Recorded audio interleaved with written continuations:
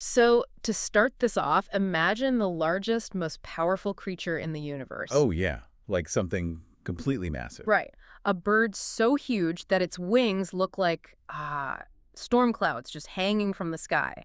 And when it takes flight, it blots up the sun and rises 90,000 miles up. Just an absolute titan. Exactly. And you would naturally think a creature with that kind of, boundless scale is the ultimate symbol of liberation. Of course, yeah. Bigger is better. But what if that exact greatness is the very thing keeping it in a cage? That is, it's a really profound paradox to consider. Yeah. Because we operate under this assumption that greater scale equals greater freedom. But the bigger you are, the more external force it takes just to get you off the ground. Exactly. And that paradox is the beating heart of what we're unraveling today.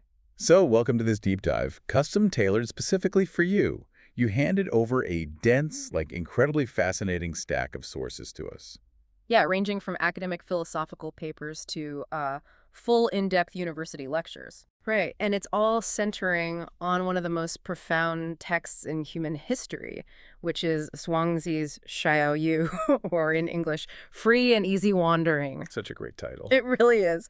And your mission for us was to cut through all the ancient metaphors and figure out what true freedom actually looks like according to this Taoist masterpiece. And it's a brilliant challenge, honestly, because Zhuangzi, he was writing over 2 millennia ago, but he was incredibly playful. Oh, totally. He didn't write dry, systematic treatises. He wrote these mind-bending allegories and absurd myths.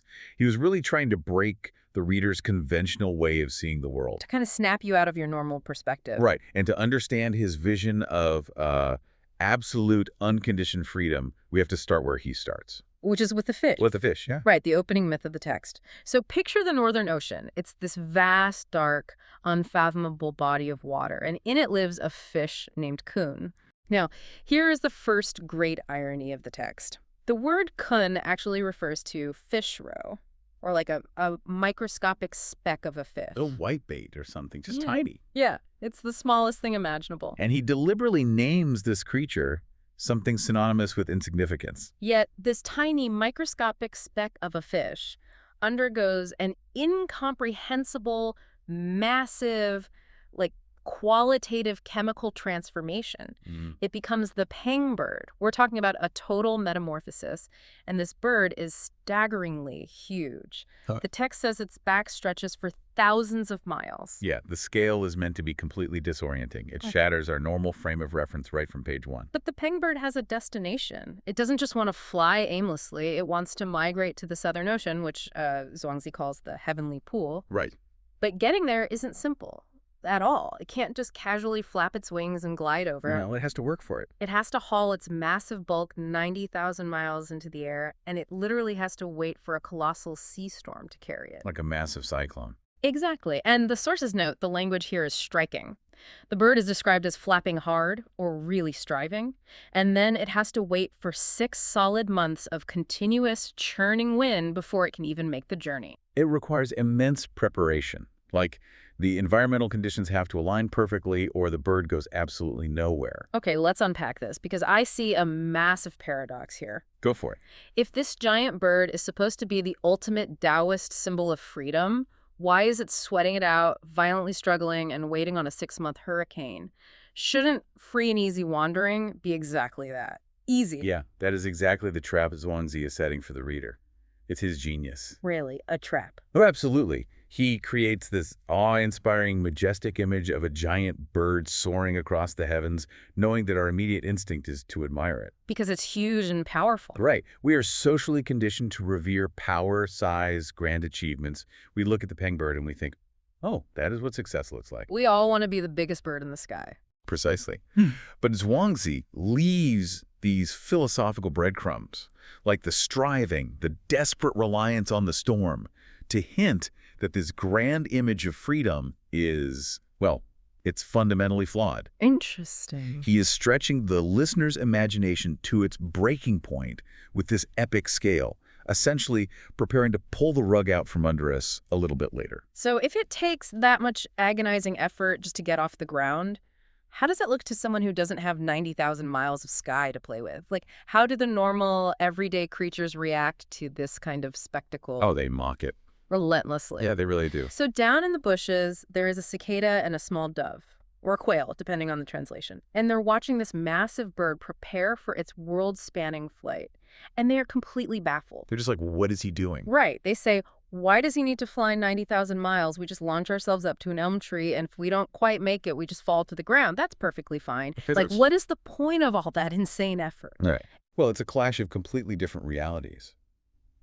Zhuangzi uses this interaction to introduce a core concept here, that small knowledge cannot match great knowledge, and a short lifespan cannot understand a long lifespan. And the sources give us some incredibly tangible ways to think about this gap in perspective. Yeah, the travel analogies are great. Right. It compares it to the logistics of travel.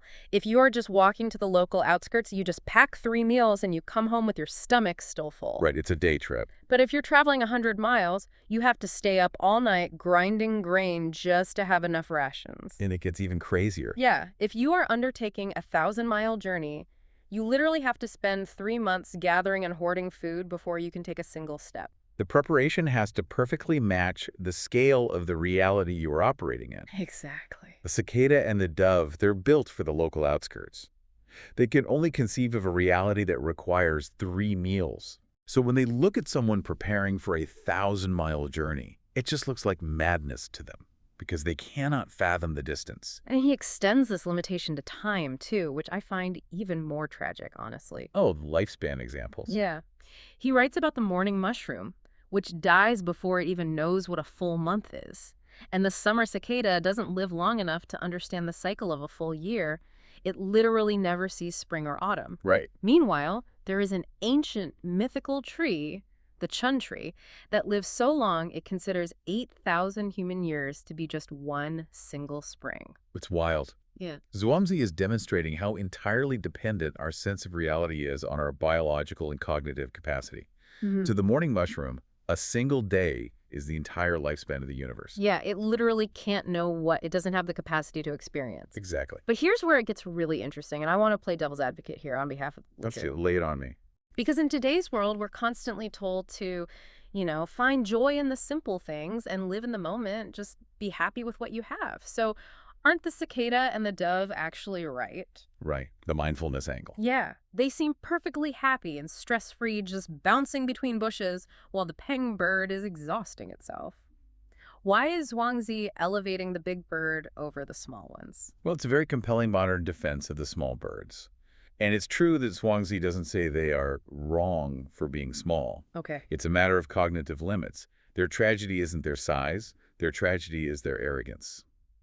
Because they assume their elm tree is the highest point in the universe. Exactly. They don't just say, the elm tree's enough for us, we're content. They actively mock the pengbird. You laugh at it. Right. It is their complete inability to even entertain the idea that a grander, deeper reality exists outside their tiny realm of experience. So they mistake their own limits for the limits of the whole universe. Yes. Zhuangzi is warning us against the trap of the set mind. This arrogant assumption that our current perspective is the only valid, objective reality. So the cicada is trapped by its own ignorance. But earlier you causally linked this to the giant pengbird, too. You said Zhuangzi was setting a trap for us with the big bird. I did, and this is the great philosophical twist of the whole text. Let's hear it. So we judge the cicada and say, oh, how small, how limited, and we look up at the pengbird and say, how grand, how free. Right. But Zhuangzi's ultimate point is that neither the cicada nor the pengbird is truly free. Neither of them. Neither. Because both of them are caught in the exact same structural trap. Zhuangzi calls this concept, you die. You die. Yeah, which translates roughly to having dependence or having conditions. And the sources use this brilliant metaphor about water and boats to explain this burden of dependence. Yes, the cup of water metaphor. Right. So if you pour a cup of water into a small depression on the floor, you can drop a tiny blade of grass into it. And that grass will float beautifully, just like a little boat. It works perfectly. But if you take the cup itself and try to float it in that same shallow puddle, it immediately gets stuck in the mud, because the water is too shallow. Right. The physical scale of the cup demands a much deeper body of water to support it. The greatness of the object is entirely conditional on the greatness of the environment. So if we apply that to the pengbird, it is massive, yes, but therefore it is entirely dependent on 90,000 miles of thick, powerful wind to hold it up. Exactly. If the wind stops, the pangbird is grounded. Yes. Its very greatness is its ultimate vulnerability. It relies on a massive external condition to function. And there's another example in the sources, right? The ancient figure, Liaison. Oh yeah, Liaison. Yeah. He was supposedly this highly advanced Taoist master who could magically ride the wind. He could literally fly. Which sounds like ultimate freedom. To anyone watching, yeah, it looks like the pinnacle of liberation. But Zhuangzi points out that even Liaison had to wait 15 days for the right wind to return before he could travel. Without the wind, Liaison is just a guy walking in the dirt like the rest of us. He is still dependent. So what does this all mean for you and me? Like, how does this abstract philosophy connect to everyday life? Well, how do you see it applying? To me, it's like having a massive state-of-the-art private jet. Oh, that's a great analogy. Right. It's the ultimate cultural symbol of wealth and freedom. You can go anywhere.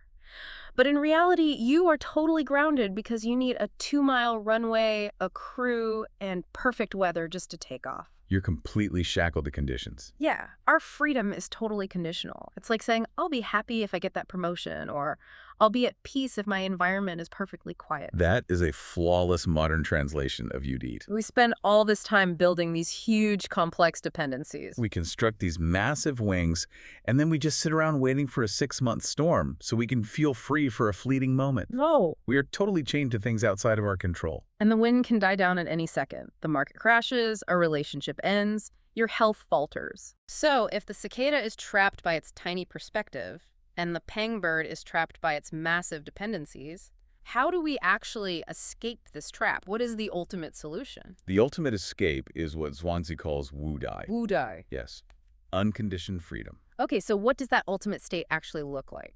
The text describes it beautifully. It says it is riding the truth of heaven and earth and driving the changes of the 6 energies to wander in the boundless. Driving the changes of the 6 energies. That is incredible poetry, but functionally, what does that mean? It basically means achieving a state of mind that isn't derailed by external changes. The 6 energies represent all the unpredictable, chaotic shifts in life, like bad weather or sudden life crises. Right. A person who has achieved Wu Dai doesn't need perfect weather to fly. They adapt and flow with whatever reality presents. They don't need conditions to be perfect, to be free. Okay, but how do we actually do that? Because it's really easy to say, just go with the flow. But if you're stuck in traffic, you just lost your job, it's hard not to crash. Oh, absolutely. But Zhuangzi gives us actual practices. To achieve this, he says we have to drop our set mind. The Zhuangzi. Right, our rigid prejudices and our deep-seated blueprint of how the world ought to be. And to dismantle that, he talks about the fasting of the heart. Xinzai, which obviously isn't about food. No, it's about starving the ego of its constant need to judge and categorize everything. And the second part of that is sitting and forgetting, Zhuang. Sitting and forgetting. Yeah. It's the practice of letting go of your intellectual distinctions and your rigid identity. You stop fighting the universe and you become completely receptive to it. And when you can function like this, the sources say Zhuangzi outlines 3 ultimate archetypes. Yes. The true man without self, the holy man without merit, and the sage without name. Okay, but wait. If we drop our ego, give up on achievements, and lose our identity, don't we just become passive vegetables? That's the fear, right? Yeah. Like, how does a holy man without merit actually function in a chaotic society? It sounds like they're just doing nothing. Well, this is where we have to look at the Taoist ideal of Wu Wei, or inaction. It absolutely doesn't mean doing nothing. Okay. To explain this, the sources use this profound analogy of an orchestra conductor. Oh, I love this one. Right. Because a dictator-style conductor treats the orchestra like a rigid machine. They force the players into submission to match the set mind in their head. And the music usually sounds tense. Exactly. But the Taoist ideal, the holy man without merit, is like a master conductor. He doesn't force anything. Instead, he dissolves his own ego into the music. Wow. He uses his form and energy to naturally guide and encourage all the players to reach their highest potential.